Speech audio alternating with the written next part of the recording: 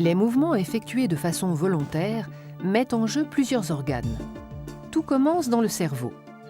L'imagerie médicale permet de visualiser les zones impliquées lorsqu'on effectue un mouvement volontaire. Le cortex moteur joue un rôle essentiel.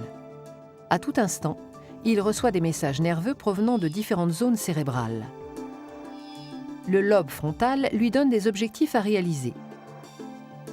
Le lobe temporal lui rappelle quelle stratégie il a déjà adoptée pour planifier un mouvement. Et le lobe pariétal lui indique la situation du corps dans l'espace. L'intention d'effectuer un mouvement est donc déclenchée dans le cortex moteur. Des interactions très complexes avec d'autres zones du cerveau sont mises en œuvre. Les ganglions de la base et le thalamus interviennent pour rendre le mouvement harmonieux.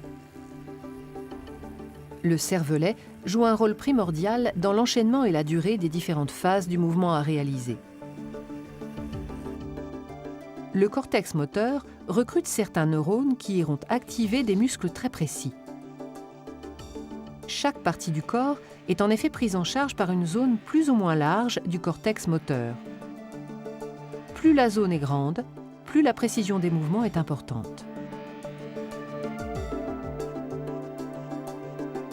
Un neurone recruté dans le cortex moteur comporte un long axone qui se prolonge dans la moelle épinière. Il constitue une voie descendante pour les messages nerveux en empruntant la substance blanche. Pour transmettre l'information nerveuse qu'il véhicule, cet axone entre en jonction avec un neurone moteur dans la substance grise de la moelle épinière.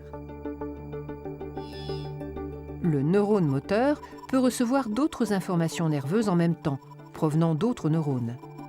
Il intègre toutes les informations nerveuses dans son corps cellulaire et engendre lui-même un nouveau message qui est alors acheminé jusqu'aux muscles. L'axone du neurone moteur se prolonge dans un nerf rachidien, en empruntant la racine ventrale. Le message nerveux parvient alors à l'extrémité de l'axone, c'est-à-dire à la jonction neuromusculaire, encore appelée synapse neuromusculaire. Il déclenche la libération d'un neurotransmetteur, l'acétylcholine. Cette molécule se fixe sur des récepteurs présents au niveau des fibres musculaires. Activées, ces fibres constituent une unité motrice. À l'intérieur, des myofibrilles glissent les unes par rapport aux autres. Ces déplacements engendrent un raccourcissement des fibres musculaires. Ce phénomène, répété dans de très nombreuses fibres, est à l'origine de la contraction du muscle. Sa longueur totale diminue, ce qui tire sur les tendons qui le raccordent aux os. Une articulation est mise en jeu et le mouvement est réalisé.